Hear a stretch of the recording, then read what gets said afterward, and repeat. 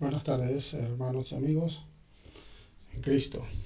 Quiero, Hoy quiero hablar sobre esta parábola del Hijo Pródigo, eh, que tantas veces hemos escuchado, pero antes de entrar en ella, quiero mencionar que generalmente las parábolas que el Señor Jesús narraba, por lo general siempre tenían un contenido mucho más profundo de lo que la gente podía llegar a comprender, ¿no? Y este era el motivo por el cual él luego tenía que, en algunos casos, dar la explicación aparte a sus discípulos, porque ni siquiera sus propios discípulos podían entender la raíz, el mensaje central de lo que él quería explicar muchas veces a través de estas parábolas. También tengo que decir que en estas parábolas también, las diferentes parábolas que él narraba, casi nunca las cosas, casi nunca, por no decir nunca, eran de forma literal. Los personajes, los elementos que él mencionaba, prácticamente nada era literal, todo era alegórico, era simbólico. Entonces, tomando esto como referencia, lo traemos a la parábola del Hijo Pródigo y vemos allí que él narra pues lo que ya conocemos, ¿no? La historia de un padre que tiene dos hijos, uno mayor y otro menor, ¿no? Eh, Ahora, este padre mm, y estos hijos y este hijo menor que nos narra la parábola que le pidió los bienes al padre, qué tipo de bienes le pidió, en fin, era todo literal, era dinero lo que le pidió, era una herencia en dinero, en fin, ¿no? Y ese lugar donde él se fue, qué lugar, o sea, en fin, quiero decir, todo lo que representa esta parábola, de la forma como la hemos acostumbrado a escucharla, pues realmente siempre nos las han presentado de forma literal, ¿no? Y realmente si nos las tomamos así, entonces realmente pues aquí Jesús no necesita interpretar, o nosotros no necesitamos ninguna interpretación, puesto de que ya prácticamente de la forma como se nos ha presentado, pues ya está todo explicado allí, ¿no? No lo tomamos de forma tan literal. Bueno, en fin. Eh, yo quiero entrar un poco más en profundidad, haciendo un estudio detallado acerca de todas estas palabras que el Señor Jesús dijo y las quiero presentar aquí a la luz de la palabra y a partir de aquí que, bueno, cada uno pues valore si es una interpretación correcta, lo que aquí a continuación quiero presentarles, ¿sí? Entonces quiero comenzar con el versículo de que está en Malaquías que dice: He aquí yo envío el profeta Elías antes que venga el día de Jehová, grande y terrible. Él hará volver el corazón de los padres hacia los hijos y el corazón de los hijos hacia los padres. No sea que yo venga y hiera la tierra con maldición. ¿Sí? Entonces, aquí esto está en el libro de Malaquías, que es en el Antiguo Testamento, eso es una profecía, es una promesa de Dios en forma de profecía, que está hablando acerca de que él va a enviar el profeta Elías. Bueno, ya la mayoría sabemos que este profeta Elías pues, está representado en la persona de Juan el Bautista, ¿no? Aquel que preparó el camino del Mesías, ¿no? Y entonces estas palabras que dice aquí, esta profecía dice que hará volver el corazón de los padres hacia los hijos y de los hijos hacia los padres, ¿no? Entonces, vuelvo otra vez a lo que dije en un principio. Si nos tomamos las cosas de forma literal, aquí podemos entender de que esta profecía está diciendo de que va a ser el volver el corazón de los padres, o sea, de los padres terrenales hacia los hijos terrenales y viceversa, ¿no? Pero si esto lo contrastamos con lo que dice Mateo capítulo 10, versículo 34, que dice: No penséis que he venido, hablando Jesús, dice: No penséis que he venido para traer paz a la tierra. No he venido para traer paz, sino espada. Porque he venido a poner en disensión al hombre contra su padre, a la hija contra su madre, a la nuera contra su suegra, y los enemigos del hombre serán los de su casa. Entonces, si esto lo que dijo Malaquías, eh, acerca del corazón de los padres. Si son padres, ¿a qué padres se estaba refiriendo Malaquías? Porque entonces aquí entra en contradicción lo que está diciendo Jesús. ¿Mm? Jesús dice que viene a traer, que no viene a traer paz, sino disensión entre los padres y los hijos y los hermanos. Entonces, bueno, para ir avanzando, porque esto es muy extenso, quiero decir que realmente aquí Malaquías a lo que se está refiriendo con esta profecía de ese corazón de los padres hacia los hijos, está hablando de los padres, de los patriarcas. Está hablando de los patriarcas. Cuando hablo de los patriarcas me refiero a Abraham, Isaac y Jacob. ¿Sí? Y más adelante, ahora no voy a detallar acerca de esto, solo quiero dar este dato y luego en el transcurso de este estudio explicaré por qué digo todo esto, ¿no? Entonces, Malaquías no se refería a los padres terrenales, a los padres actuales, sino a aquellos padres, a aquellos patriarcas, Abraham, Isaac y Jacob. ¿Sí? Y dicho esto, pues voy a avanzar. Entonces vemos aquí en esta parábola que Lucas 15, que nos narra la parábola la del hijo pródigo, dice que un hombre tenía dos hijos. Bueno, quiero decir primeramente, ¿sí? Quiero decir primeramente que para poder entender esta parábola, o uno de los motivos, si no el principal, del por qué nosotros no hemos podido entender este motivo, es porque en las iglesias o en las predicaciones se ha enseñado poco o casi nada acerca de a quién representa Efraín y a quién representa Judá. Dicho de otra manera, se ha predicado poco acerca de la división que Dios hizo en medio de la nación de Israel. Todos saben, bueno, Dios divide el reino. Este es un estudio que hice aparte, las dos casas de Israel, pero está en las escrituras que Dios divide el reino y a partir de Salomón en adelante, pues el reino de Israel o la nación de Israel se divide en el reino de Judá y en el reino de Efraín, ¿sí? O dicho de otra manera, el reino del norte y el reino del sur, ¿sí? Entonces, a estos dos reinos, en el transcurso de las escrituras, Dios lo menciona de diferentes maneras o lo simboliza de diferentes maneras. Lo simboliza como una esposa infiel, que es ese pueblo, lo simboliza como una esposa infiel con un esposo fiel, que es Dios, ¿sí? Pero también lo simboliza como unos hijos rebeldes y con un padre justo, un padre justo. Entonces, dicho esto, tenemos que entender de que Efraín, que está representado por la casa de Israel, o la casa de Israel está representado por la casa de Efraín, también se le conoce como la casa de José, ¿sí?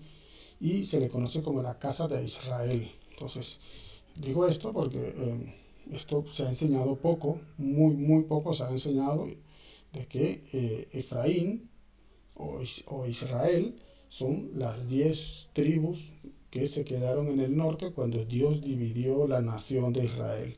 Y Judá se quedó en el sur, ¿sí? Entonces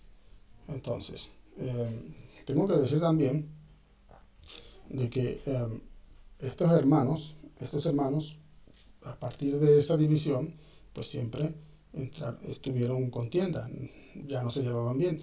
Y Efraín, en este caso que representa las 10 tribus del norte de Israel, es el hermano menor. Este Efraín es un descendiente de José, aquel que vino el que estuvo en Egipto y aquel que gobernó sobre la tierra de Egipto, y este Efraín nació en la tierra de Egipto junto a su hermano Manasés, ¿sí? Esto ya es un resumen que estoy haciendo, que ya lo di en otro estudio, acerca de las dos casas de Israel, pero tengo que decir esto porque es que si no hago esta introducción, difícilmente podemos entender esta parábola porque no podemos situar quién es quién y por qué Dios está diciendo, o Jesús está diciendo lo que dice, cada frase de la que dice en medio de esta parábola, ¿sí? Entonces, Efraín es ese hermano menor, hijo de José, que Jacob lo adopta como hijo, pero es el hermano menor, es menor. Judá es el cuarto hijo de Jacob, de los 12 hijos de Israel, Judá es el cuarto, por lo cual Judá es mayor que Efraín, ¿sí? Entonces, aquí, a partir de aquí empezamos a entrar en esta parábola y empezamos a identificar quién es cada uno, porque dice la parábola que hubo un hombre que tenía dos hijos, ¿sí? El menor de ellos dijo a su padre, este menor, ¿sí?, es Efraín, ¿sí?, que está representando en esta parábola a la casa de Israel, a las 10 tribus de Israel, ¿sí? Y le dice, padre, dame la parte de los bienes que me corresponde, y le repartió los bienes, ¿sí? ¿Qué bienes repartió? ¿Sí? Pues estos bienes que repartió fue esa herencia que le correspondía, y en la escritura podemos ver en el Antiguo Testamento que esa herencia era, se componía de dos partes. Uno es la tierra, esa tierra prometida, esa tierra de Canaán, que Dios le prometió al pueblo de Israel que le daría, y también esa herencia es los mandamientos que Dios le entregó a la nación de Israel, ¿sí?, a las 12 tribus de Israel. Entonces aquí dice que el hermano menor viene y pide la parte de sus bienes, ¿sí? ¿Sí? Entonces pide la parte no solamente de su tierra, pero también pide la parte de sus bienes que representan los mandamientos. Y entonces nos dice la escritura que no muchos días, versículo 13, no muchos días después, juntándolo todo, el hijo menor, Efraín en este caso, se fue lejos a una provincia apartada. Entonces, hermano que se fue lejos, sabemos que cuando Dios castiga a Israel, en este caso tenemos que diferenciar nuevamente, como he dicho, a Israel de Judá. Tenemos que hacer esa diferencia. Israel, cuando a partir de Salomón, cada vez que se nombra a Israel en la escritura, está hablando de las 10 tribus, no está hablando de Judá, que los judíos también son israelitas, sí, pero cuando la escritura se refiere a Israel a partir de Salomón adelante, generalmente se está refiriendo a las 10 tribus del norte, ¿sí? Aquellas que si conocen o no conocen la historia, pueden profundizar un poco en ello. Ellos se rebelan contra Dios y Dios los expulsa de la tierra de Israel, manda al rey de Asiria para que los invada, y ellos se van, no, se van cautivos, y luego ellos se riegan por todas las naciones, ¿eh? Quiere decir que se fueron lejos, ¿sí?, a una provincia apartada. En este caso primero fue Asiria, pero de ahí en adelante ellos se dispersaron por toda la tierra, ¿sí?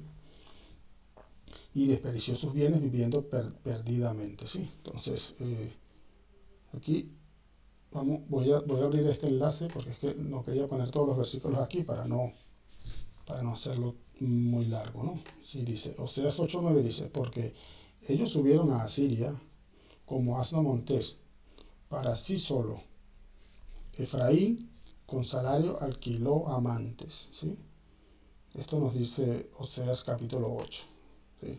Entonces, el pecado de Jeroboam, ¿sí?, que fue, ya lo sabemos, que fue lo que motivó a que Dios expulsara a estas naciones, a estas 10 tribus de la parte norte de Israel, ¿sí? Ok. Obviamente, tengo que decir que, claro, para poder entender esto en plenitud, hay que conocer bien esta historia, hay que conocer bien la división del reino, lo que pasó en esa división y lo que Dios dijo y prometió a cada uno de estos, de estos dos pueblos, ¿sí?, de estas dos naciones, Israel en el norte y Judá en el sur. Entonces, versículo 14 de la parábola de Lucas dice, cuando todo lo hubo malgastado, vino una gran hambre en aquella provincia y comenzó a faltarle, ¿sí? Cuando lo hubo malgastado. Vamos a ver qué nos dice Oseas acerca de esta palabra. Dice Oseas, que es el profeta que más habla de este tema de la dispersión de las tribus de Israel, de ese castigo y luego de esa reconciliación, dice que comerán, pero no se saciarán, fornicarán, mas no se multiplicarán, porque dejaron de servir a Jehová. Porque dejaron de servir a Jehová, ¿sí? Porque no solo de pan vivirá el hombre, ¿sí? Dice que, y en el versículo 15, y fue y se arrimó a uno de los ciudadanos de aquella tierra. ¿Sí? Fue y se arrimó a uno de los ciudadanos de esa tierra. Dice Oseas 7:8, Efraín se ha mezclado con los demás pueblos. Efraín fue torta no volteada. Esto ya lo expliqué en el estudio de las dos casas de Israel. Esa torta no volteada significa de que por una parte ellos son israelitas descendientes de Abraham, pero al mezclarse con las naciones, ellos se volvieron como uno más de esas naciones donde fueron ellos luego, donde se fueron extendiendo por toda la tierra, ¿sí?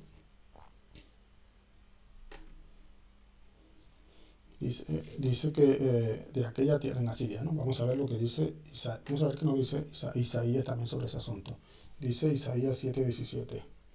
Jehová hará venir sobre ti, sobre tu pueblo y sobre la casa de tu padre, días cuales nunca vieron desde el día que Efraín se apartó de Judá. Esto es el rey de Asiria. ¿Sí?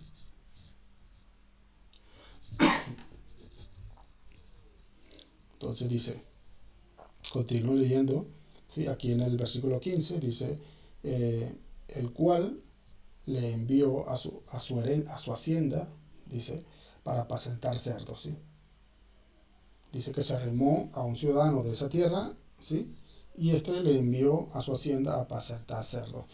Todos, bueno, tengo que decir que los cerdos, el cerdo en la escritura representa pues el paganismo. Acordémonos que el Señor le mandó a través de Moisés al pueblo de Israel pues que abstenerse de comer este animal, ¿no? Entonces, ¿quiénes comían este animal? Pues los que no eran israelitas, los paganos, los que realmente les gustaba cometer idolatría, ¿no? Entonces, esta casa de Israel, cuando se fueron a Siria cautivos, pues ellos adoptaron todas esas costumbres paganas, empezaron a adorar ídolos, empezaron a hacer todas las abominaciones que estas naciones hacían. A esto se refiere la parábola cuando dice que lo mandaron a apacentar cerdos, ¿sí? Vamos a ver qué nos dice Oseas sobre este tema. Dice, Efraín es dado a los ídolos. ¿Sí? Efraín es dado a ídolos. Efraín, vuelvo a decir, es este hermano menor que representa las 10 tribus de Israel. Dice que es dado a los ídolos. O sea, apacentar cerdos, dicho de otra manera, ¿sí? Dice, y deseaba llenar su vientre de las algarrobas que comían los cerdos, pero nadie les daba. Efraín deseaba llenar, ya cuando se quedó sin, cuando había despilfarrado todas las ordenanzas, todos los mandamientos. Por eso dice la Escritura, no solo de pan vivirá el hombre. El momento que despilfarró todos los mandamientos, todo lo que tenía en la casa de su padre, pues empezó a sentir hambre, pero no era hambre de comida. Era hambre del conocimiento de Dios, hambre de la palabra de Dios, porque como dice la Escritura, Efraín era como una torta no volteada, aunque ellos cometían todas esas abominaciones que sus vecinos hacían, pero dice que era una torta no volteada. O sea, por una parte eran idólatras, pero en su esencia eran hijos descendientes de Abraham, de Isaac y Jacob, y sobre ellos pesaba esa promesa que le dieron a sus padres, diciendo que de su descendencia Dios haría una nación que sería tan numerosa como las estrellas del cielo. ¿Sí? Entonces, dice que nadie les daba la algarroba de los cerdos. Vamos a ver qué nos dice Oseas sobre este tema. Dice, Oseas 9:3, no quedarán en la tierra de Jehová, sino que volverá Efraín a Egipto y a Asiria, donde comerán vianda inmunda. ¿Sí? Vianda inmunda. ¿Sí? Aquí vuelvo otra vez a decir lo mismo. Esto no lo tenemos que tomar tan literalmente como así como está escrito. Esta vianda inmunda se está refiriendo a todas esas abominaciones, a todas esas idolatrías que estas naciones paganas cometían. Efraín, hablando, dice, Efraín volverá a Egipto y a Siria, allí donde fueron llevados cautivos y en esas naciones donde luego ellos se extendieron. Dice allí, dice Dios los envió para que ellos comieran esa vianda inmunda, pues por su rebeldía, ¿no? Por lo que ellos hicieron, ¿no? Dice, y deseaba llenar, sí, bueno, esto ya lo vimos, ¿no? Versículo 17.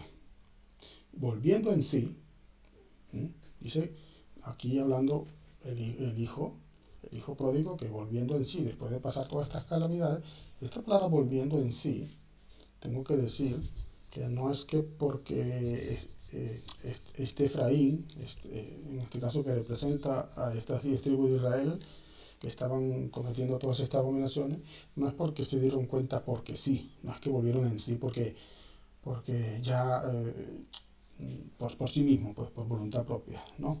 Sino que aquí sabemos que a pesar de que todas estas cosas que ellos cometieron, a pesar de todas las idolatrías y todas las abominaciones que Dios nunca realmente les abandonó del todo.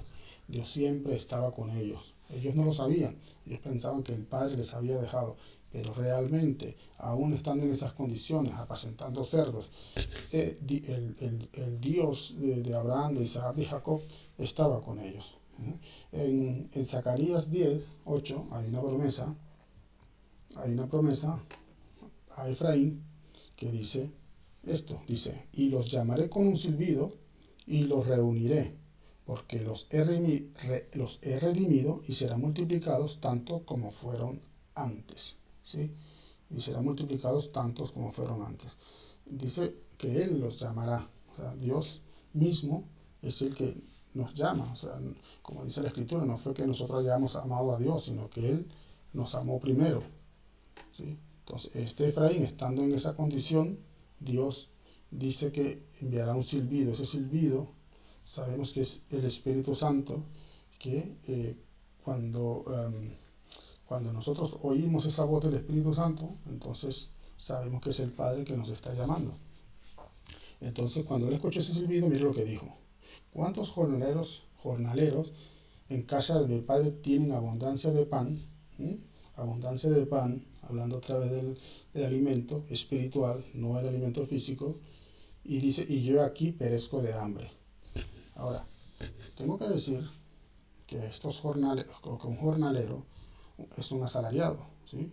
Un jornalero es muy distinto a un siervo. Los siervos duermen en la casa, comen de la comida que hay en la casa, tienen un compromiso con la casa donde sirven, ¿sí? Tienen, pues, y también tienen algunos privilegios, ¿no? Pueden tener su familia, convivir con su familia allí.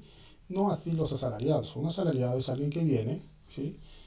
A la casa, pero viene a cumplir una labor específica que se le demanda, eh, por medio de un pago, de un salario, pero luego, una vez que este jornalero termina de hacer su jornada, pues se va y se desentiende de la casa hasta que vuelve a regresar cuando le vuelva a tocar, ¿no? Al día siguiente o cuando le vuelva a tocar. ¿Qué quiero decir con esto? Estos jornaleros son personas que no tienen un compromiso real. Todo lo que hacen lo hacen por un beneficio o por un interés o por una necesidad, en este caso de un jornal, de un salario, ¿sí? Y esto ahora voy a explicar más adelante por qué digo esto, ¿sí? Dice que había muchos jornaleros en la casa del padre que tenían abundancia de pan, dice, y yo aquí perezco de hambre, ¿sí? Este hambre era de esa palabra de Dios. Ellos ya no podían escuchar la voz de Dios. Es como cuando el pecador se aleja tanto de Dios que ya no pueden escuchar esa voz, ¿sí? Dice, mira lo que dice, me levantaré, iré a casa de mi padre y le diré. Y le diré. Dice, pero bueno, dice que me levantaré.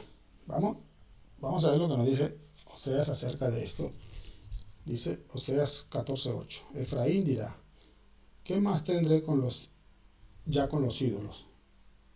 Entonces dice Dios, yo lo oiré y miraré. Y dice, yo seré a él como el haya verde. Dice, de mí será hallado tu fruto. Entonces ya una vez cuando él escucha su silbido y él atiende la voz del Padre, dice, ¿qué más tendré yo con los ídolos? O sea, como diciendo, ya yo no quiero saber más de esta vida que estoy llevando, ¿sí?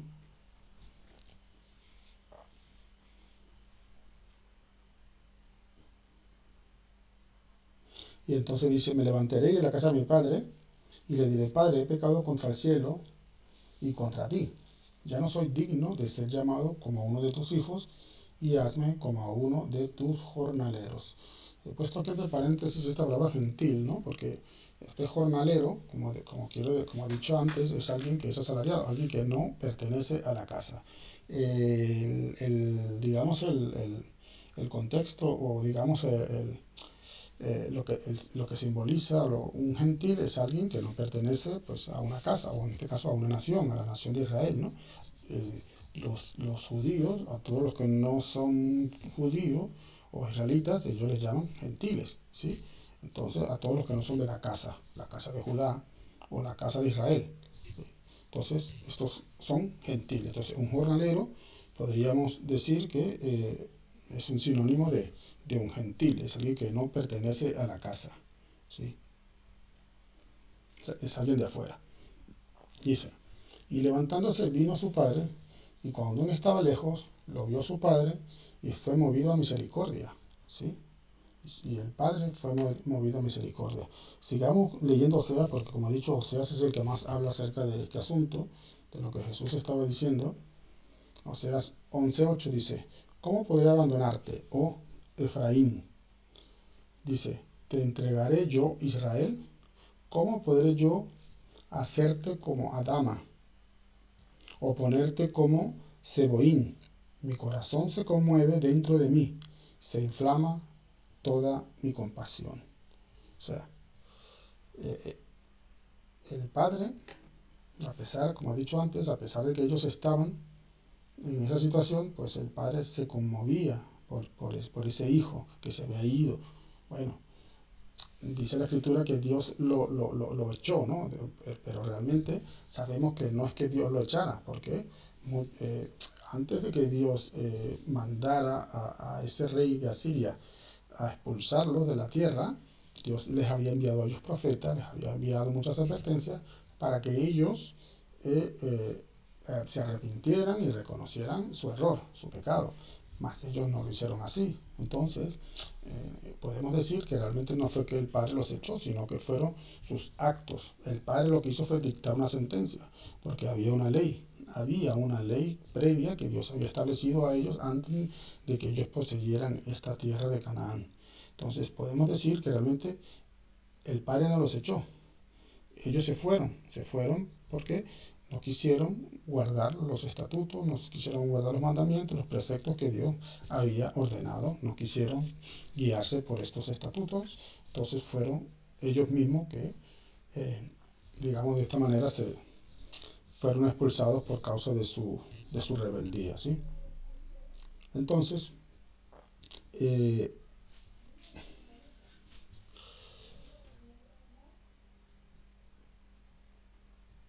vamos a ver, bueno, dice, y levantándose vino su padre, versículo 20, dice, levantándose vino su padre, y cuando aún estaba lejos, lo vio su padre, y fue movido a misericordia. Y corrió y se echó a su cuello, y lo besó. Vamos a ver qué nos dice también el profeta Jeremías acerca de este suceso. Dice que, porque habrá día en que clamarán los guardas en el monte de Efraín, levantaos y subamos a Sión, a Jehová nuestro Dios. ¿Sí? Habrá un día en que Efraín, ¿sí?, se levantará y dirá, volvámonos a Dios, ¿sí? Mira lo que nos dice en el versículo 18 del mismo capítulo 31. Dice, escuchando, he oído a Efraín que se lamentaba. Se lamentaba cuando le faltaba el alimento, se lamentaba cuando se sintió solo, ¿sí? Se lamentaba de la situación de la vida en que llevaba en ese sitio. Dice, escuchándolo, he oído a Efraín que se lamentaba. Me azotaste y fui castigado como novillo indómito. Conviérteme y seré convertido, porque tú eres Jehová mi Dios. ¿Sí? Esto es lo que dice Efraín, le está diciendo al Padre. ¿Sí? Versículo 21, la misma parábola. Dice, y el Hijo dijo, Padre, he pecado contra el cielo y contra ti, y ya no soy digno de ser llamado tu hijo. ¿sí? Ya no soy digno de ser llamado tu hijo. Vamos a ver aquí lo que nos dice Jeremías también. Dice, ¿no es Efraín hijo precioso para mí? Él está diciéndole al padre, ya no soy digno de ser llamado tu hijo, pero mira lo que el padre está diciendo. ¿No es Efraín hijo precioso para mí? ¿No es niño en quien me deleito? Pues desde que hablé de él, me he acordado de él constantemente. Por eso mis entrañas se conmovieron por él. Ciertamente de él tendré misericordia, dice Jehová. O sea, como he dicho antes, el padre, a pesar de que ellos estaban en esa condición, el padre dice que nunca ha dejado de pensar de él, que sus entrañas se conmovían por dentro de él. Así hablando de esta forma, el padre hablando de esta manera acerca de su hijo Efraín. Sin embargo, él le dice, no, ya no soy digno de ser llamado como uno de tus hijos, hazme como uno de tus jornaleros. Quiero decir en esta parte de que esto es lo que hemos hecho sin darnos cuenta, ¿no? Hemos hecho casi de forma natural, cuando hemos escuchado la voz del Padre, cuando hemos escuchado el silbido del Espíritu Santo y hemos ido a la casa del Padre, pero hemos ido así como dice este hijo pródigo, con el pensamiento, con esta decisión en nuestra mente, de que sí, ok, vamos a regresar a la casa del Padre, pero, pero vamos a presentarnos como un jornalero y no como un hijo, porque nuestro pecado ha sido tan grande que no merecemos ser tratados o llamados hijos, sino que vamos a tomar una actitud de jornaleros. Y como he dicho anteriormente también, jornalero es un sinónimo de gentil. Gentil, alguien que no es de la casa, alguien que no pertenece a la nación. Entonces, este es el motivo por el cual nosotros, los que hoy en día nos conocen como cristianos, nos hemos, no aceptamos o nos cuesta aceptar que efectivamente somos ese Israel no espiritual solamente, sino somos ese espíritu, ese Israel biológico, esa promesa, el cumplimiento de esa promesa que Dios le hizo a Abraham, a Isaac y a Jacob. ¿Sí? Somos el cumplimiento de esa promesa. Entonces, aquí lo que está narrando el Señor Jesús es que a pesar de que el Padre nos llama, a pesar de que el Padre ha tenido siempre misericordia, de que nunca se ha olvidado de nosotros, nosotros cuando hemos vuelto a la casa del Padre, hemos adoptado una actitud de jornaleros, a pesar de que el Padre pues nos quiere recibir como hijos. Nosotros estamos con una mentalidad de gentil, diciendo, bueno, yo sé que tú tienes un trato con Israel aparte, un trato con Israel aparte, y a mí trátame como uno de tus jornaleros. Esto no es la voluntad del Padre. Esto no es la voluntad del Padre. ¿Sí? Y aquí vamos a seguir viendo el motivo por el cual no es así. Entonces dijo, pero el padre le dijo a sus siervos, sacad el mejor vestido y vestídele. ¿Sí? Entonces, tengo que decir que este vestido que le está poniendo o que manda el padre con que vistan a Efraín, recordemos que Efraín es hijo, o sea, Efraín, aquel que nació en Egipto, hijo de José, aquel que nació en Egipto, aquel que fue vendido por sus hermanos, ¿sí? Aquel que dice la escritura que el padre, en este caso Jacob, que amaba tanto a su hijo, que dice que le diseñó una túnica a José, a su hijo. Vamos a ver lo que nos dice el pasaje de Génesis. Dice, y amaba Israel, a José más que a todos sus hijos, porque lo había tenido en su vejez, y le hizo una túnica de diversos colores. ¿Sí? Entonces, tengo que explicar aquí que cuando los hermanos de José, primeramente José sabemos que tiene unos sueños, ¿no? Y donde él explica, ¿no? Aquellos sueños que Dios le dice, ¿no? Que sus hermanos se van a postrar ante él, no solamente su hermano, sino que su madre y su padre también, o sea, la luna y el sol se van a postrar ante él. Entonces, claro, los hermanos empiezan a cogerle un poco de rabia y de molestia con estos sueños, que él tiene, además de porque sus padres lo consentían mucho. Pero bueno, hasta ese momento simplemente pero era un malestar y sus hermanos mayores no querían a este hijo menor porque aparentaba ser superior a sus hermanos mayores. Pero todo se quedaba hasta allí, hasta que un día, hasta que ocurrió esto, hasta que el día que el padre manda a José con esta túnica puesta al campo donde estaban sus hermanos trabajando, y sus hermanos lo ven con esa túnica, que él se acerca. Cuando sus hermanos le ven con esta túnica, ellos ya empiezan a entender de que lo que él estaba diciendo simplemente no eran palabras, porque esta túnica no era cualquier túnica. Esta era una túnica que representaba autoridad, era una túnica que representaba realeza, ¿sí? No era cualquier túnica, ¿sí? Entonces, cuando sus hermanos le vienen con esta túnica, entonces, además que esta túnica en principio tenía que haber sido para Rubén, que era el primogénito, ¿sí? Pero bueno, ya también he explicado que Rubén cometió un pecado por el cual él perdió esa primogenitura.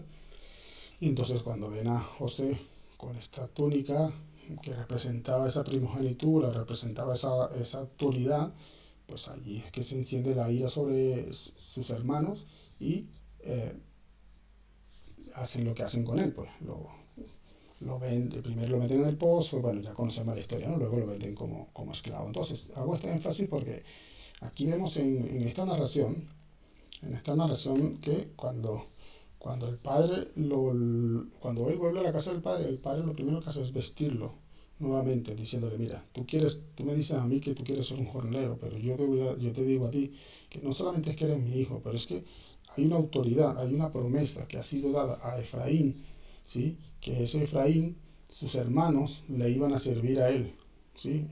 Que él iba a ser más grande. Esa promesa se la da Jacob en la bendición a Efraín, ¿sí? Que él iba a ser más grande que sus hermanos. Entonces, por eso el Padre, por eso sabemos, puedo decir con certeza plena de que este hijo pródigo representa a este Efraín, por todo lo que he dicho antes, pero es que esta túnica es digamos, es una de las mayores pruebas, si no la mayor, de que realmente es este Efraín del que está hablando Jesús en esta parábola. Entonces, luego por eso vemos que luego el hermano se enfada, y en fin, ya, ahora seguiremos con esto, ¿no? Pero quería decir este tema, ¿no? De lo de la túnica, es esa túnica, ¿sí? Y entonces dice que le pongan un anillo en su mano también. Hay un pasaje también en Génesis 41, donde dice, en Génesis 41, el versículo 42 dice, entonces Faraón quitó su anillo de su mano y lo puso en las manos de José, y lo hizo vestir de ropas de lino finísimo, y le puso un collar de oro en su cuello, ¿sí? Ok, entonces, obviamente este Faraón, no podemos decir que le está representando a Dios, simplemente lo que quiero decir aquí, que este anillo, el anillo en la escritura por lo general representa pues autoridad, representa gobierno, representa autoridad, liderazgo, ¿no? Entonces, cuando Faraón lo nombra y lo pone como el segundo después de él, el gobernador de todo Egipto, pues le entrega ese anillo en señal de esa autoridad, que donde quiera que él vaya y la gente vean ese anillo, saben que ese anillo pues le da esa autoridad de parte del faraón, que era la máxima autoridad en ese entonces, ¿sí? Y dice que también que lo viste de ropa finísima, pero recordemos que esto le está pasando a José, ¿no? Este anillo se le entrega, y vuelvo otra vez a decir, Efraín es descendiente de José, es el hijo al que recibió la promesa, ¿sí? Como primogénito. Aunque era el menor, recibió la promesa como primogénito, ¿sí? Entonces, aquí hay un montón de cosas atadas en las escrituras que nos están refiriendo, nos están dando referencia acerca de quién es este personaje, ¿no? ¿Sí? Entonces dice que le pone su anillo en su mano y le pone un calzado de sus pies. También este calzado, sabemos que en la escritura el calzado representa pues el evangelio, el anuncio de las buenas nuevas, de las buenas noticias. Pues con esto también tengo que decir, ¿sí? De que es precisamente la casa de Israel que hoy en día estamos representados por este pueblo que hoy en día nos llamamos el pueblo cristiano o los cristianos, ¿sí? Que somos el mismo pueblo, no somos un pueblo distinto. Esto ya lo he hablado en el estudio de las dos casas de Israel, pero como hemos venido y seguimos con esta mentalidad de que somos jornaleros, no queremos aceptar que el Padre nos ponga este vestido, porque este vestido, esta túnica pertenece a un israelita, y no sé, sigo sin entender por qué hay tanta gente que se resiste a dejarse vestir por el Padre con el traje, con la túnica real, que nos corresponde, por ley nos corresponde, ¿sí? Por derecho, ¿sí? Entonces, eh, pues yo sigo sin entender por qué tanta resistencia, ¿sí? Entonces, sabemos que nosotros, hablando otra vez del calzado del Evangelio, somos los que hemos sido escogidos para que el Evangelio del Reino fuera predicado a todas las naciones, ¿sí? Hasta que viniera el fin, como dice la Escritura, ¿sí? Fue al pueblo a Efraín, a las 10 tribus que están perdidas, que fueron dispersas en los 4 vientos. Esta estrategia, lo digo así de esta manera, la estrategia que utilizó Dios para cumplir la promesa que le hizo a Abraham de que su descendencia sería tan numerosa como las estrellas del cielo y como la arena del mar. ¿Sí? Dios utilizó este método regando, expulsando a estas tribus de Israel, y de ahí ellos se remezclaron en todas las naciones sin saber, pero como dice la escritura, eran torta no volteada, a pesar de que eh, se, mm, se mezclaban con las naciones y adoptaban todas esas costumbres paganas, pero interiormente tenían una raíz israelita, una raíz santa, ¿sí? Y entonces fue a esta nación cuando vino el profeta Elías, esto que he mencionado antes, que dice la escritura que volverá el corazón de los padres a los hijos. Cuando vino el profeta Elías, ¿sí? Cuando vino Juan el Bautista, ¿sí? Que anunció el camino de Jesús, fue a través de Jesús y de este sacrificio que Jesús hizo, que nosotros, cuando el Hijo envía al Espíritu Santo, y que ese silbido que dice Zacarías, que escucharemos, ¿sí? Que dice la Escritura también que Jesús vino a buscar lo que se había perdido, y lo que se había perdido eran esas ovejas de la casa de Israel, ¿sí? Eran esas ovejas. Entonces fue a nosotros que se nos dio esa comisión de llevar las noticias, las buenas nuevas, ese calzado de buenas nuevas, ¿m? Que anuncian el Evangelio. No fue a Judá, no fue a Judá. Judá mm, sí que predica otras noticias, pero ellos están predicando de ley, están predicando acerca de circuncisión y de todas estas cosas que sabemos hoy en día que el Padre ya ah, ah, nos ha dado nos ha restaurado, vamos a decirlo de esta manera, ¿no? Con nuevos mandamientos, y ya no aboliendo esas leyes por las cuales Judá aún quiere regirse, ¿sí? Entonces, versículo 23, continúo con la parábola. Dice, y traed el becerro gordo y matadlo, y comamos y hagamos fiesta, porque este es mi hijo, muerto era y ha revivido. Dice, muerto era y ha revivido. Entonces vamos a ver lo que nos dice Juan acerca de esto. De cierto os digo, viene la hora, y ahora es, cuando los muertos oirán la voz del Hijo de Dios, y los que oyeren vivirán. Los muertos, aquellos que estaban lejos, aquellos que estaban apacentando cerdos, aquellos que estaban, recordemos que la palabra muerte no es otra cosa que separación de Dios, lejos de Dios, ausencia de Dios. Entonces, cuando Israel estaba apacentando cerdos antes de escuchar ese silbido, estaba muerto espiritualmente, pero cuando escuchó la voz, el silbido, entonces dice que los muertos oirán su voz, ¿sí? Y los que lo oyeren vivirán. Por eso que el hijo pródigo dice que la parábola, que cuando vuelve en sí, dice eh, que él quiere volver a la casa de su padre, porque ha escuchado ese silbido, ha escuchado la voz del Espíritu Santo en esa forma de silbido, ¿no? Entonces dice que y comenzaron a regocijarse. ¿eh? Vamos a ver lo que nos dice Lucas acerca de esto. Os digo que así habrá más gozo en el cielo por un pecador que se arrepiente que por 99 justos que no necesitan de arrepentimiento. ¿Sí? Eh, pues esto ya sabemos que se refiere a la parábola de las 100 ovejas, ¿no? De la oveja perdida, ¿no? ¿Sí? Eh, y hablando de perdida, tengo que decir, lo iba a decir en un principio, pero bueno, quiero decir que si miran el contexto de la parábola del hijo pródigo, es el capítulo 15 donde esto está narrando, ¿sí? Eh, todo esto comienza por una pregunta que le hacen los religiosos de ese momento le hacen a Jesús, ¿no? Como una recriminación de por qué él está comiendo con pecadores y publicanos, ¿sí? Ese es el inicio, es el contexto antes de que comience Jesús a narrar esta parábola. De hecho, antes de narrar esta parábola, él narra dos parábolas más. ¿Ah? Él narra acerca de las 10 dracmas que se perdieron, ¿no? También, ¿no? De la moneda perdida, ¿sí? En fin, el contexto que Jesús está dando la respuesta a estos religiosos, él está dando un contexto de algo que se ha perdido, de algo que él vino a buscar lo que se ha perdido, como él luego lo habla en Juan 10, ¿sí? Él vino a buscar lo que se ha perdido, entonces por eso él habla de las monedas que se perdieron, él habla de esas ovejas también, que si se va una y se pierde una, él tiene que ir a buscarla. Y luego narra esta parábola de este hijo pródigo que también se fue lejos y estaba perdido pues en sus delitos y pecados, ¿no? Entonces, tengo que decir esto porque todo esto está encerrado dentro del mismo contexto, dando la respuesta a estos religiosos, ¿sí? Dice que, dice, el versículo 25, aquí donde entra en escena el segundo, o digamos el tercer personaje de esta historia. Ya tenemos al padre, tenemos al hijo menor y ahora tenemos al hijo mayor, que como he dicho anteriormente representa a Judá. Este Judá, como he dicho anteriormente, es el cuarto hijo de Israel, de Jacob, el Jacob.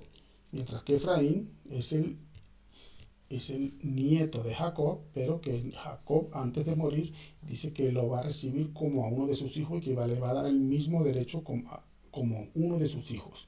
Entonces, Efraín viene a ser un hijo más de Jacob, ¿sí? Pero, pero sigue siendo menor que Judá. Judá sigue siendo mayor que él, ¿sí? Judá es el cuarto hijo. Entonces, eh, este Judá que estaba en el campo, de este Judá, dice que el mayor estaba en el campo y cuando vino y y llegó cerca de la casa y oyó la música y las danzas, estas danzas de las que habla Jeremías, dice Jeremías 31:4, aún te edificaré y serás edificada, oh Virgen de Israel. Todavía serás adornada con tus panderos y saldrás en alegres danzas. ¿Sí? Todo esto sabemos que se está refiriendo a estas bodas del Cordero, ¿no? Que luego pues son representadas en el Apocalipsis también, ¿no? Dice, y llamando a uno de sus criados, ¿sí? Le preguntó qué era aquello. O sea, este hermano mayor que estaba en la casa del padre, pues en lugar de hablar con el padre, va y le pregunta a uno de los criados qué es aquello que está sucediendo. Y entonces él le dijo, ¿m? Tu hermano ha venido y tu padre ha hecho matar el becerro gordo. Entonces, dice, tu hermano ha venido. Entonces, la escritura nos muestra por muchas partes de que tanto a Efraín como a Judá, la escritura les llama hermanos por muchos pasajes. He puesto algunos, pero hay más, hay muchos más, ¿no? Dice Jeremías 3:8, ella vio que por haber fornicado la rebelde Judá, la rebelde Israel, yo la había despedido y dado carta de repudio. ¿Ves? Cuando Dios despide a Israel y los manda a apacentar cerdos, por decirlo, ¿no? Pero no tuvo temor la rebelde Judá, su hermana, sino que también fue ella y fornicó. O sea, su hermana, en este caso aquí las trata como dos hermanas. Entonces ya vemos cómo la escritura en muchos pasajes se refiere a estos dos personajes de esta parábola. Vemos cómo están hablando de que son hermanos Judá y Efraín. ¿Sí? Con todo esto, su hermana rebelde Judá no se volvió a mí de todo corazón, sino fingidamente, dice Jehová. ¿Mm? ¿Sí? Con todo, la rebelde Judá no se volvió a mí, su hermana. ¿Mm? O sea, a pesar de que...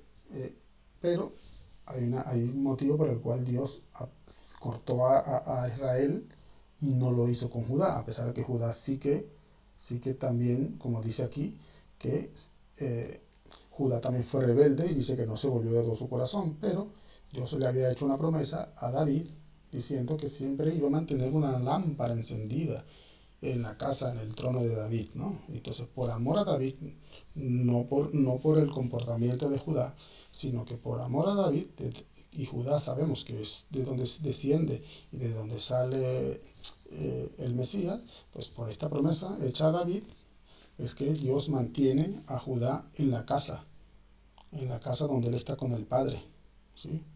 Es por este motivo. Y a Israel, en este caso a Efraín, pues lo corta y se divorcia de ellos. Este es el motivo, ¿sí? Dice, y llamando a uno de sus criados, le preguntó qué era aquello, ¿no? Dice, ¿es tu hermano? Sí, que ha venido, y tu padre le ha hecho matar este becerro gordo. Entonces, eh,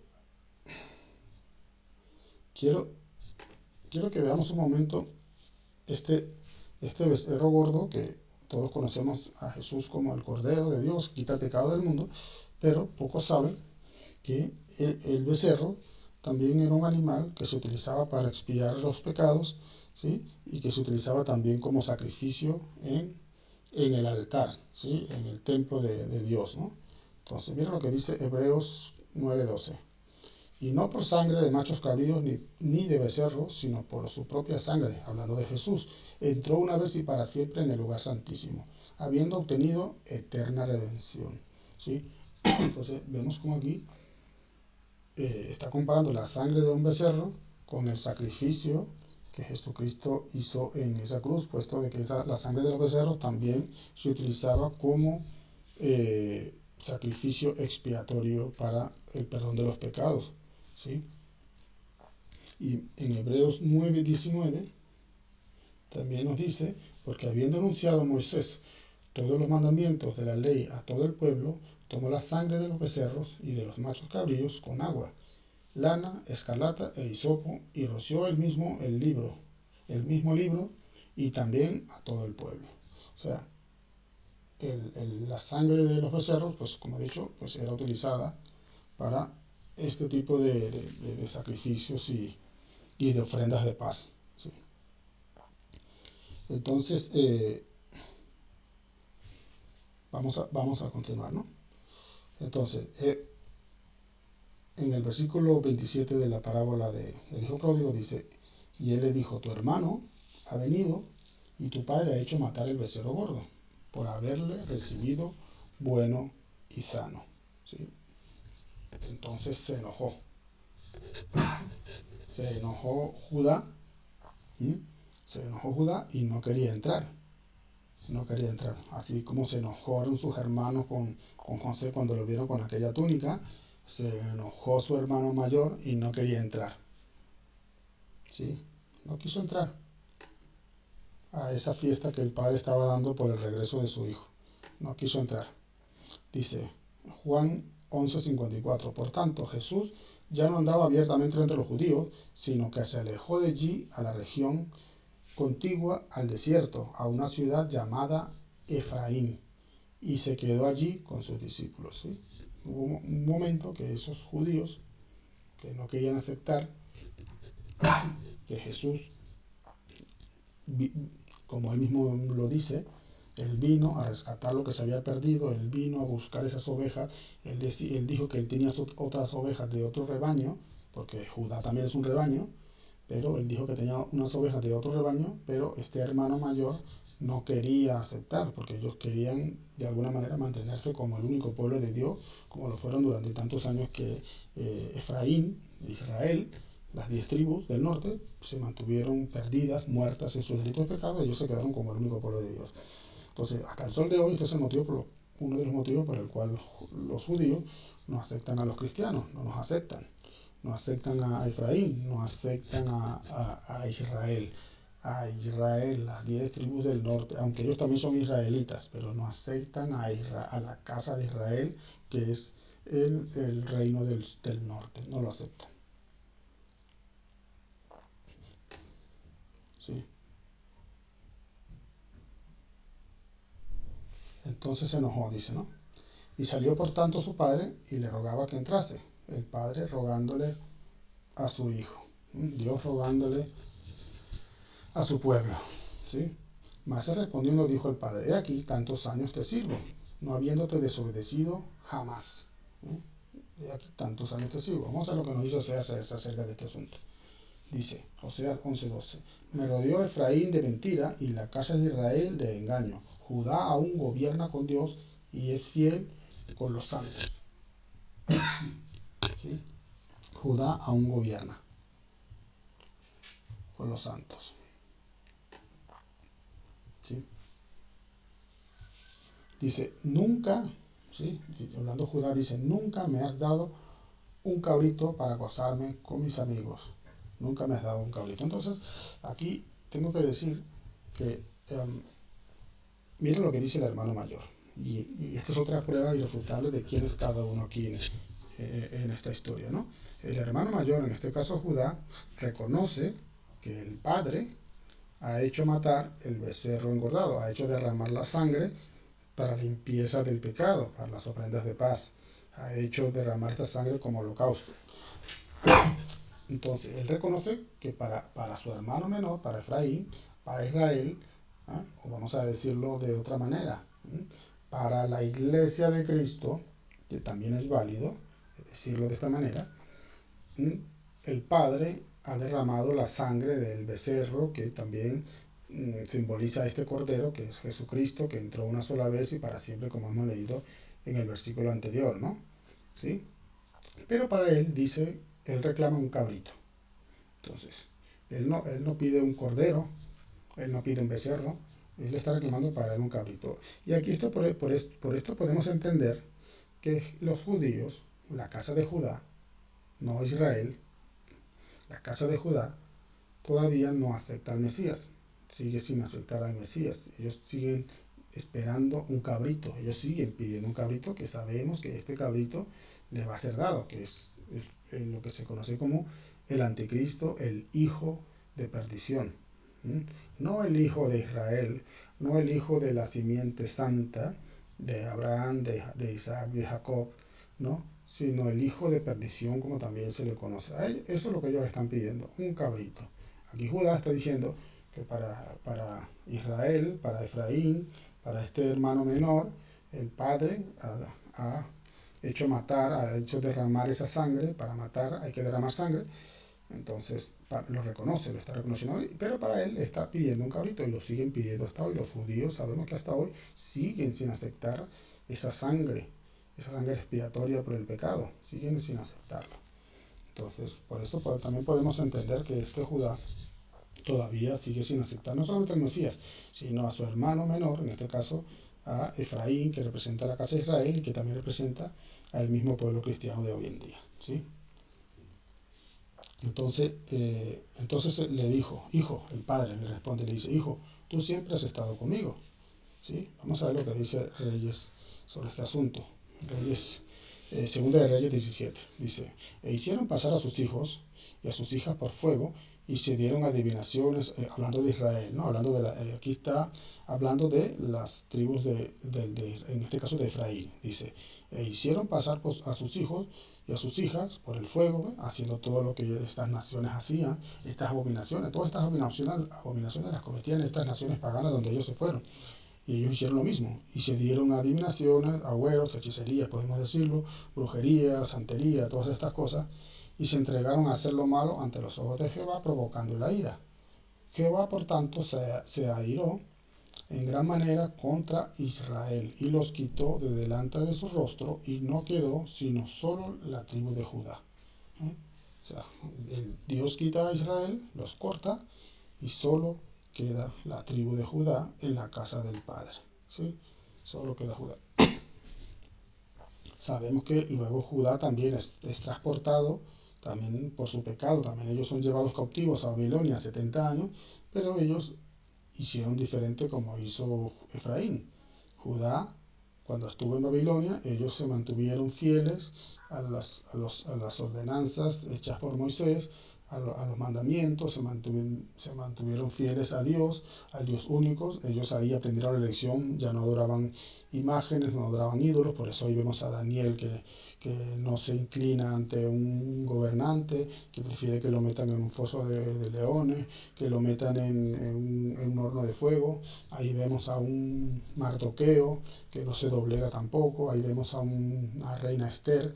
Todos estos acontecimientos que pasaron en ese periodo es porque Judá, estando cautivo, ellos sin embargo se mantenían fieles a las ordenanzas del Señor. Por ese motivo también ellos no fueron cortados, porque ellos, a pesar de ser castigados, hicieron algo distinto a lo que hizo Efraín. Efraín fue llevado cautivo y ellos se olvidaron, perdieron la identidad.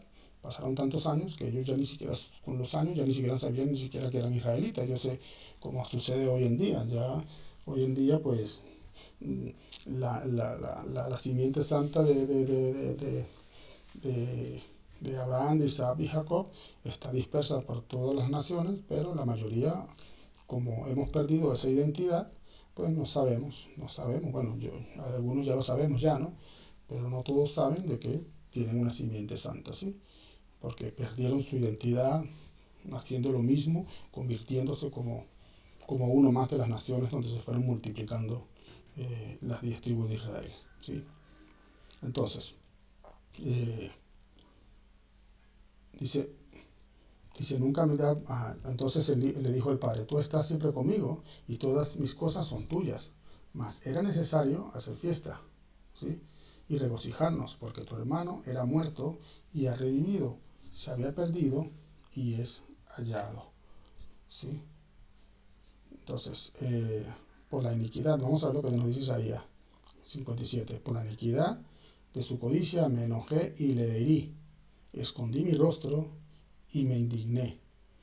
Y él siguió rebelde por el camino de su corazón. He visto sus caminos, pero le sanaré.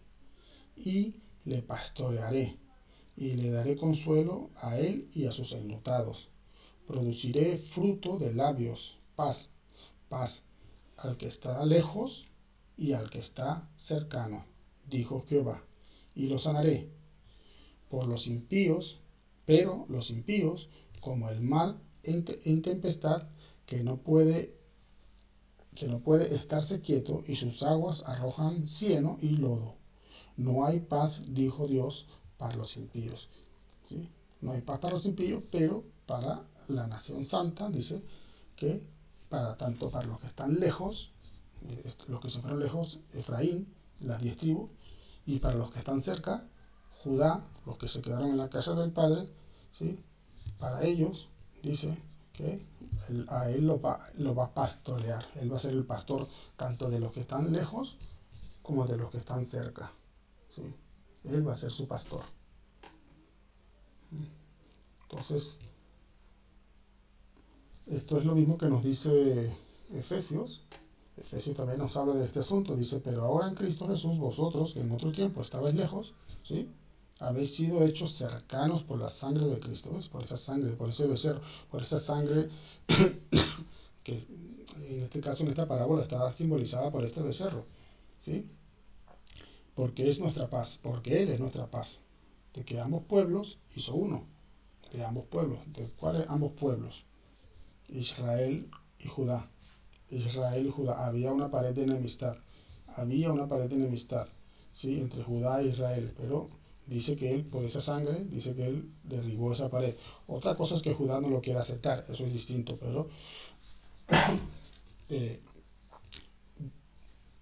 de alguna manera Dios tenía que derribar esa pared porque si no, Judá se iba a sentir con derecho o a reclamarle a Dios que por qué iba a perdonar a estos que se habían convertido en idólatras mientras ellos estaban en la casa del Padre, ¿sí? Entonces, este es uno de los motivos, ¿sí? Entonces dice, porque Él es nuestra paz y de ambos pueblos hizo uno, derribando la pared intermedia de separación, aboliendo en su carne las enemistades de la ley y de los mandamientos expresados en ordenanzas, para crear en sí mismo de los dos un solo y nuevo hombre, ¿sí? Un solo y nuevo hombre, haciendo la paz, y mediante la cruz reconciliar con Dios a ambos en un solo cuerpo, matando en ella las enemistades. Y vino y anunció la buena nueva de paz a vosotros que estaban lejos, otra vez lo vuelvo a decir, y a los que estaban cerca, ¿sí? Porque por medio de él, los unos y los otros, tenemos entrada por un mismo espíritu al Padre. ¿Sí? Wow, wow. Pues no sé si hay algo más que se pueda añadir a todo esto. Bueno, creo que sí, hay mucho más que se puede hablar de este tema, eh, pero, pero en resumen lo que quiero mm, expresar con todo esto pues es entender que las cosas que Jesús decía no las decía simplemente por decir. Siempre cuando Jesús hablaba y decía o hacía algo, siempre había un motivo, una raíz profunda, no tan superficial como siempre nos hemos acostumbrado a tomarnos las cosas. Pero si nosotros no entendemos lo que sucedió en el pasado, es muy difícil que entendamos lo que Jesús, cuando me refiero al pasado, me refiero al Antiguo Testamento, que es algo que en la iglesia cristiana nos lo hemos tomado en un papel secundario, nos lo hemos tomado muy a la ligera. Nos hemos quedado solamente en el Antiguo Testamento con las cosas bonitas, con las promesas, con lo bonito, las historias bonitas del Antiguo Testamento, pero desconocemos todas las profecías, desconocemos la historia de la nación, del pueblo de Israel, desconocemos realmente a quién se dirigía Dios cada vez que hablaba. No era generalizado, Dios no hablaba generalizado. Como he dicho, a partir de Salomón el reino se dividió y habían promesas para el reino de Israel, habían promesas para el reino de Judá. Entonces, cuando Jesús hablaba, cuando los apóstoles hablaban, cuando los evangelistas hablaban y nombraban a Israel o nombraban cosas que ellos decían, estaban basándose en esta, en estos sucesos, ¿no? ¿Eh? Y vuelvo a decir lo mismo, si nosotros no podemos, si no hemos estudiado, no hemos entendido eh, todo lo que sucedió con el pueblo de Israel en el Antiguo Testamento, es que vamos a desconocer mucho, mucho la- o vamos a perdernos una gran riqueza de todas las cosas que el Señor Jesús nos quiso dejar en, en el Nuevo Testamento, ¿no? Y este es el motivo por el cual vemos pues, una iglesia a veces así como parece que tiene como una pata coja, ¿no? Un poco medio en el mundo, un poco menos, un poco en la iglesia, así pues porque venimos a la casa del Padre, pero venimos con ropa de gentiles, el Padre nos quiere vestir, pero nosotros nos resistimos, ¿m? Diciendo que, bueno, malinterpretando, como he dicho antes otra vez, las escrituras cuando se nos dice que somos un pueblo que hemos sido injertados en el árbol mira, hemos sido injertados porque hemos sido cortados. Y lo que ha sido cortado, Dios prometió que lo iba a volver. Eso mismo que cortó de la misma naturaleza, no de una naturaleza distinta. ¿Sí? Dios cortó a Israel por su pecado, pero Él prometió en el mismo libro de Oseas que inmediatamente cuando los cortó, Él prometió que los iba, así como en el Edén, cuando Adán y Eva pecaron, que Él los sacó del huerto, en el mismo libro de Génesis, en el capítulo en Génesis 3.15, vemos esa maravillosa promesa, esa profecía que habla eh, de esa victoria que iba a tener Jesús ante ese que hizo caer la humanidad en pecado. ¿No? Dio una promesa de libertad inmediatamente de la caída. ¿Sí? Pues lo mismo sucedió con el pueblo de Israel. Inmediatamente de que el pueblo fue cortado, divorciado, desechado, Dios prometió que lo iba a volver a rescatar, que lo iba a volver a injertar, que lo iba a volver a unir, que lo iba a volver a desposar. Desposar. La única promesa de desposamiento que hay en la Escritura, en el Antiguo Testamento, es para Israel. Es para Israel. No hay ninguna promesa de desposamiento, de casarse con otro pueblo distinto. Por eso cuando vemos eh, la parábola de las vírgenes y cuando el Nuevo Testamento nos habla de esa esposa, de esa novia preparada para las bodas del Cordero, es el cumplimiento de esa promesa que Dios le hizo a Israel a través del profeta Oseas, ¿m? De que la iba a volver a desposar otra vez, se iba a volver a desposar con ella otra vez. Pero para ello tuvo que derribar el muro de separación que había, que era del pecado, ¿sí? y había una ley que impedía que la esposa adúltera, en este caso Israel, que había adulterado con otros dioses, volviera a unirse y por ese motivo tenía que morir, ¿m? Porque tenía que morir el marido, ¿m? Para que la adúltera fuera declarada libre, fuera declarada inocente, sin mancha. ¿M? Ese es el motivo. Entonces lo voy a dejar aquí y bueno, espero que cada uno pueda recapacitar o no sé, reflexionar sobre este asunto y en función de eso pues cada uno actúe como Dios le ponga su espíritu. Que Dios le bendiga.